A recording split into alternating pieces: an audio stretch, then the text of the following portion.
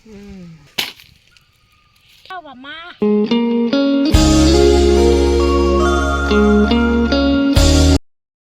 พี่น้องตอนนี้แม่เห็นกะเริ่มดังไฟแล้วกอกองไฟนะไว้ฟิล์มนี่พี่น้องเลยนี่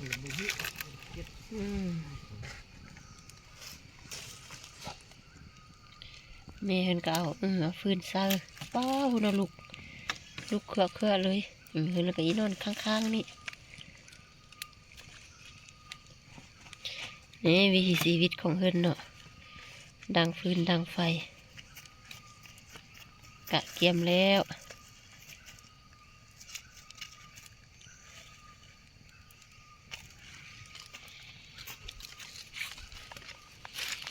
เป็นข้าวต้ม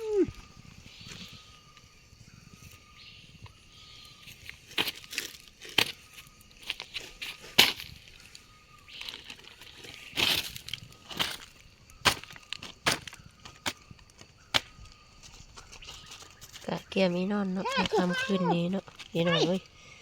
ใช้ชีวิตอยู่ในป่ากะแบบนี้เลยเนาะ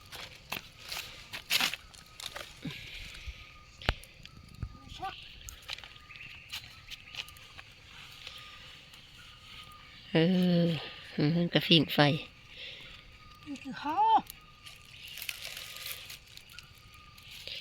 นอนมือขึ้นหนาวบ่แม่หนาวบ่หนาวโอ้ฟิ่งไฟข้าพ่อตรงเรื่องวันนั้นเด้อแม่มาน่ะภาษาพ่อตรงเรื่องวันนั้นเด้ออันนี้เอิ้นยังไงอันนี้โตยังมาน่ะชอบเชาะชอบพ่อคุณเล่าว่ามาโดยคนลาวแล้วแม่นเอิ้นมาเนาะภาษาเฮาตรงเรื่องเฮาเราเอิ้นเชาะโอ้เชาะแล้วแม่นมาพี่น้องเอ้ยบ่มีหยังมุงเลยแหละพี่น้องนอนขี้ดินเลยอีเนี่ยนอนนี่เนาะอีห่อนอนหันแม่นบ่ต่อไปหั่นน่ะห่อนอนหันนอนนี่โอ้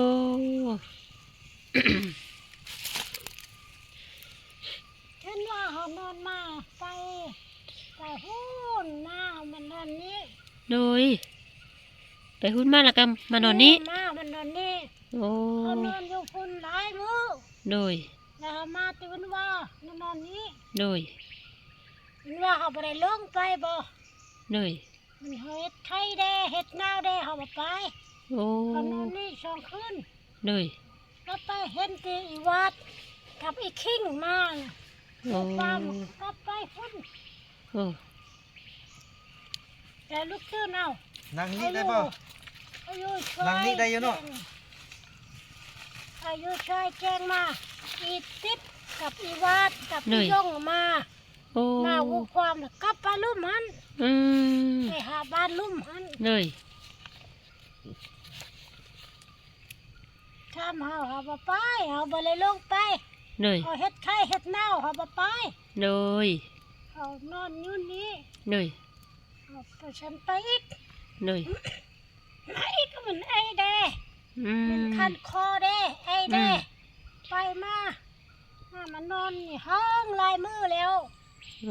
นอนคนเดียวกับมาหน่อยนอนพวกเขาไปเบิ่งชายแฮวไปนอนลายมือด้วยอันนี้เปมาโมน้อยเปมาทึก2 โตอันนี้กูควยโอ้มาแล้วเปมาปะไว้นี่นั่งอยู่นี่นอนอยู่นี่ด้วยหันลงไปสิลงไปไปนอนเพื่อไปอาบน้ำเขาไปอาบน้ำมาด้วยนุ่งชิ้นนุ่งชงเอามาไปเลยนอนนั่งเขาชิงเบิ่งลงมาติปุ้นชิงมาติปุ้นเป็นลูกอินน้ำจะขึ้นมาหัวลงไปเจ้าแมลงเนี่ยลงไปพอดีไปเจอลูกขันบ่โอ้คำแล้วเนาะมื้อนี้นอนนี่ก่อนเนาะเลยลูกเอายากินเด้อมื้ออื่นไปฮอดบ้านกินยาซะก็ดีนะไปยากเลย มื้ออื่นไปกินยา ตอนนี้ลูกชายมาเบิ่งแม่ก็บ่อยู่แม่โตไปพุ่นแม่บ่อยู่ เลย อันอยู่ก็ลูกชายก็จิพาเมื่อ เลย นี่ลูกชายบ่มาเบิ่งยับมื้อนี้แล้วเฮาอีวัดบอกว่าบ่นำกับอีนกอีน้อยมาแล้วมาเบิ่งบ่มีลูกคนอยู่ไป โอ้ หมด นี่แหละมาเบิ่ง ไปเอาชิ้นกับชง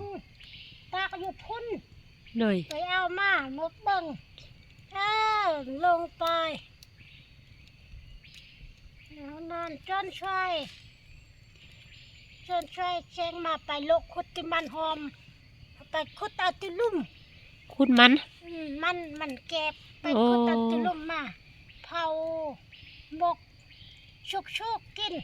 โอ้ ขูดกินเอมกินน้ำรับนอน เลย บ่ไปมันเห็ดไทยเห็ดเน่าบ่ไป โอ้ นอนรับกินมันก็ชมกิน บ่แซ่บ ไข่ก็ชม โอ้บ่เซฟเนาะ ชมมันเห็ดไข่หลายมือ7มื โอ้ อ9มือเห็ด โดย มันปุ้น เลย นอนนี่หลายมือ เลย นี่จะหาเช่าเจ้านี้ เลย เช่าไปบ่ไว้ไปช้า เลย แดงคำนี่อู้หนาวหลาย เลย เพ่งที่ไฟ โอ้ ไอ้มันนึกปักมันนึกคำมันนึกปักมันนึกปักไอ้ลายเห็ดไข่ เลย อันบ่ได้ไอ้ลายแล้วบ่ได้เห็ดไข่ เลย ไปโลก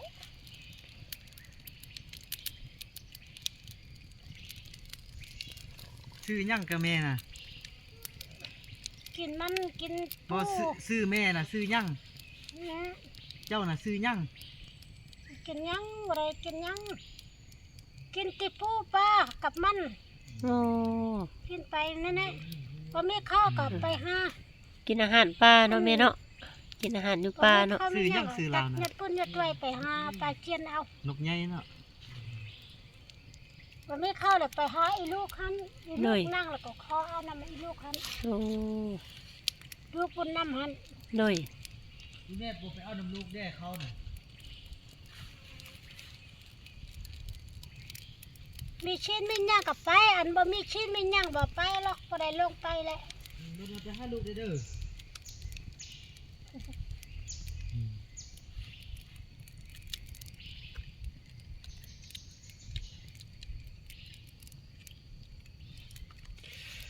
พี่น้องตัวนี้ขึ้นก็ดังไฟฟิงไฟแล้ว ลูก เนาะ ชายกับลูกชาย ไปทำน้ำแรง จั เนอะ ว่าไปลึกไป อยู่ในป่านี่นะพี่น้อง ไป เอ้ย หาแม่อีนกน้อย คลิปนี้ก็เอาซ้ำนี้ก่อน หา เนาะ อีแม่นกน้อย เบิ่งว่ามื้อนี้นี่